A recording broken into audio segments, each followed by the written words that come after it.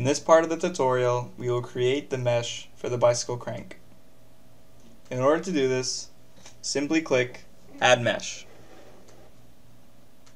So, under Connected Tasks, we simply click Meshing.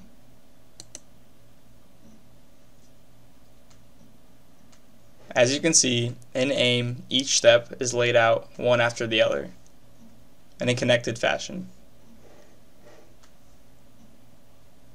In AIM, we must first specify what our intent is for the mesh. So if we scroll down, we look at our engineering intent. In this problem, we're going to be analyzing the crank in a structural intent.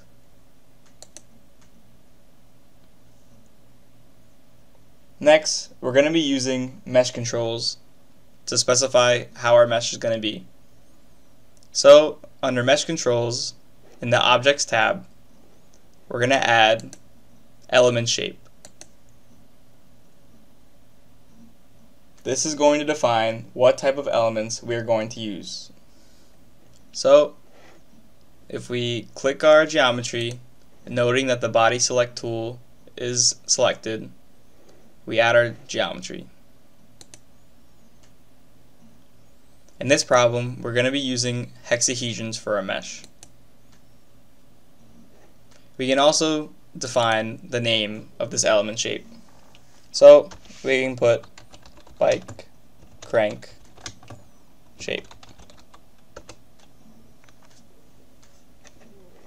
Now we'd like to go back to the meshing main window.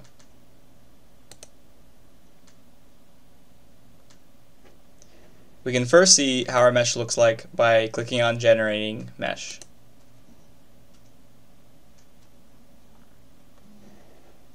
As you can see, the meshing looks pretty basic and definitely needs some more refining.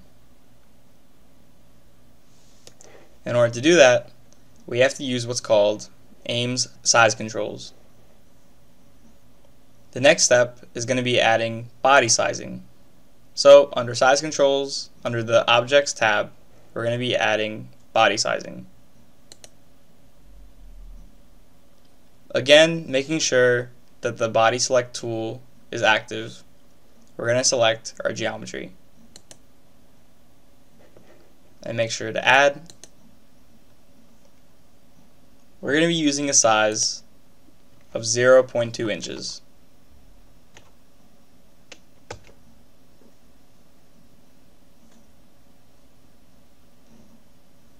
And there, our body sizing is done.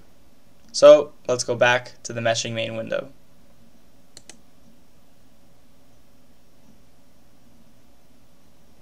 As you can see from the crank itself, our mesh is not updated. So to see the difference, let's generate our mesh.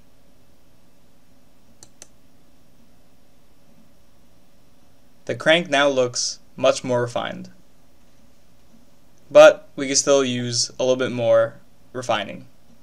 So lastly, under Size Controls, we're going to be adding face sizing.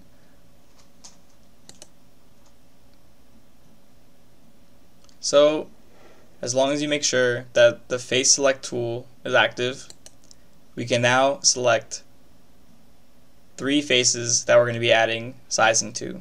So if you zoom in, we're going to be adding face sizing to these 3 faces.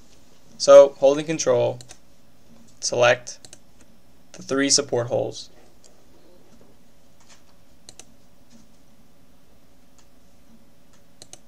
We're going to be using an element size of 0.1 inches. Now we go back to the meshing main window. Let's zoom out. And all we have to do is update our mesh. Now you can clearly see that the crank is much more refined, especially the area around the supports. In order to look at the number of elements and nodes that are used in this mesh, you have to go to Statistics, and there you can see the number of nodes, and the number of elements that were used in this mesh. And that concludes this part of the tutorial.